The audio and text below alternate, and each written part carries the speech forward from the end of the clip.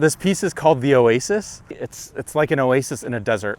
But I had the idea because, as we all do driving around Chicagoland, from Aurora to Chicago, back to Batavia, to the North Shore, whatever, highway signs all over are ubiquitous, but you almost never see them. Of course, you see highway signs, you see what they say, you see the arrow that says, take your exit. But I saw one that said Oasis with an arrow. And I realized that it was redundant. You know, the blue itself is the oasis, you know, if you're in a desert. So you don't need to say it. That sort of simple idea became a sketch, became a drawing, and soon after I was invited by the Arts Club of Chicago to make a sculpture for the outdoors. And that drawing sort of bubbled up, if you will, like a spring. And I created this piece alongside a long yellow sort of prairie. But I really do like it on its own. I like public art that is recognizable in some senses. Like everyone, I think, will walk by this and sort of see a sign, but then it's missing some significant parts of what a sign is, like the text or the pointing away. You'll notice that something's a little off. Of course, we have signs all over the place, but this one will be a little curious, I think.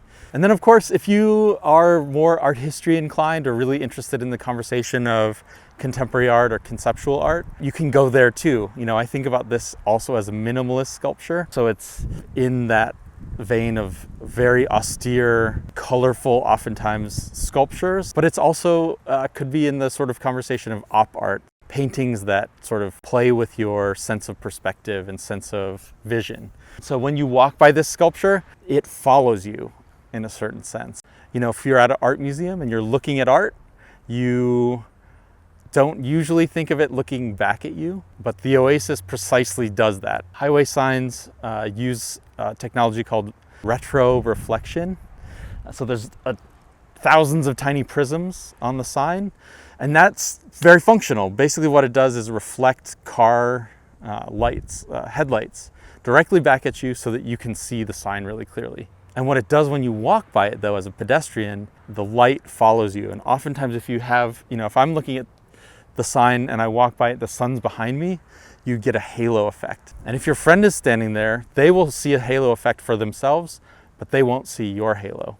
So I think it's a really cool personalized experience, a personalized vision experience. So you kind of recognize that you're seeing something while you're seeing it. The technology and the visual experience is very functional. It's precisely functional. It's only functional. But when you take it out of its context, it becomes, and you take the function away, it doesn't point to anything, no words, no text, then it becomes functional necessity, becomes a visual experience. I would say sort of a sensuous, pleasureful sense for the eyes. So they're meant to be seen, and they're also meant to be not seen. And I kind of like that, is that they draw your vision, and then the arrows or the text points you directly away from the sign. The sign is never about itself. It's very generous in a way. It's like, go to Aurora. Aurora University is right down the street. You know, that's what the sign says. It doesn't say, come to me. It says, look at me, but then look away. So I think that's kind of interesting. And with respect to art, you know, a lot of art, you know, really is like, look at me, look at me, look at me.